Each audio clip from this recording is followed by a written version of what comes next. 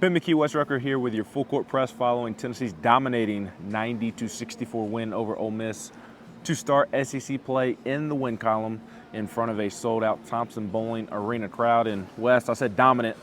It was dominant any way you sliced it. Yeah, when Rick Barnes has to come in after a game and say that he doesn't have a lot of complaints, it's a pretty good sign that you've had a good night. I mean, I don't know if that's the best Tennessee can play. It's certainly the best Tennessee has played. I think you could argue that there's a couple of guys who could still do a little bit more. Maybe we can talk about that later or not, but just a complete performance. It was, you see why that's a top 5 basketball team. There's zero debate about that right now. That's a good basketball team that just got disassembled by Tennessee. Yes, and I'm sure Kentucky fans would absolutely argue that and have a problem with Tennessee being in the top 5 as they did a couple of weeks ago, but that's neither here nor there. We'll see in a little bit, right? We will see here in a couple of weeks. That'll be a fun matchup. Kentucky with a big win over Florida today in the Swamp. Starts with Jonas Aidoo and Zakai Ziegler, both of them having double-doubles. Jonas is 3rd of the season. Zakai now has 6 career double-doubles via points and assists, which is a program record. Very, very impressive. Those two guys were just tremendous tonight. You know, you go back to, I don't know what it was, a month ago, 5 weeks ago, whenever it was that Rick Barnes went to that presser in Chapel Hill after that game, and as mad as he was, it was nothing he was happy about that night. But he came out that night and said Jonas Aidoo is going to be one of the best big men in college basketball.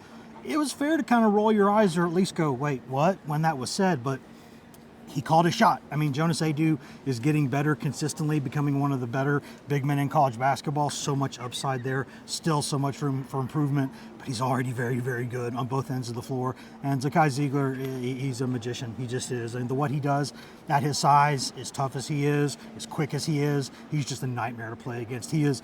I don't know how many point guards Rick Barnes would trade for him. I suspect it's a really small number. I think the number is 0.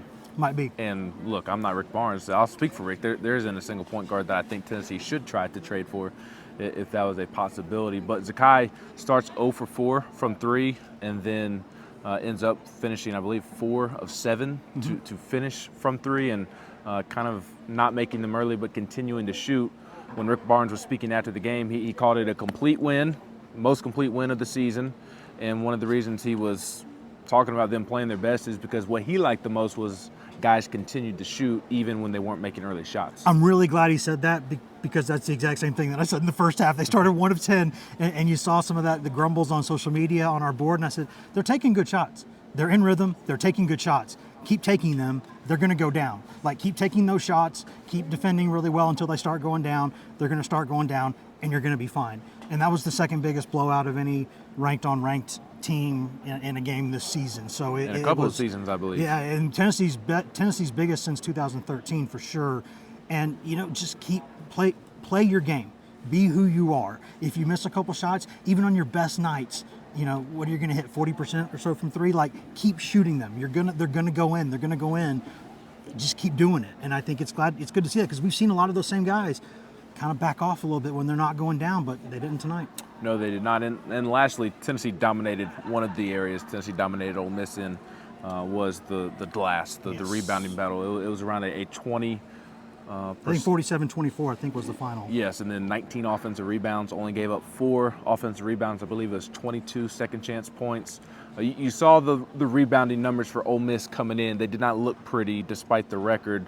And even their big post guy, 7-foot Musa Cisse, and then the Western Kentucky transfer, who's 7'5" and the tallest player in Division I, only 4 or so rebounds a game. That's a weird number for somebody that tall, and Tennessee got the best of them on the glass tonight. I still think that guy from, I think it was Tennessee Tech earlier in the season, I think that guy is improperly listed. He might be 9 feet tall. But seriously, Ole Miss's game notes say the Western Kentucky kid. No, they list him because they don't list him at 7'4" because I don't think he wants to be listed at 7'5" or 7'6". Long story there. But I think the bottom line is that is a team with great size, and not just that, but Alan Flanagan is an SEC veteran, a 6'6", 6'7" guard, big physical. One of the few guys who physically can kind of match up with Josiah Jordan-James. If you wanted to go that way, they have some guys, some dudes in there, and to go in there and out-rebound by that much. I mean, when you have almost more offensive rebounds than your opponent has total rebounds, that's an ass kicking, Ben. Like, that's what happened. Like, I'm going to say it, 47-24. That's the word for it. That's what it was. Well, and that's exactly what Chris Beard said after the game, just with a little less colorful language. But that is exactly At least what- publicly. Privately, I bet it's a little bit different. privately, I'm sure Ole Miss is. Those players are not going to have a fun practice. Good basketball on Sunday team, or though, Monday. Ben. I'm telling you, that's a decent basketball team. It We'll really see. is. We'll see. I do think Tennessee had a lot to do with tonight, but also hard to have a ton of confidence in Ole Miss when they kind of folded the way that they did in I just know who Bearded is as a their coach, most and I think they're recent going to be all right. in their most recent opportunity to prove themselves when they haven't up until this point. So big week coming up for Tennessee as well. They're going to hit the road for two conference road games. Never easy to win on the road in any conference. At Mississippi State on Wednesday, at Georgia next Saturday at noon.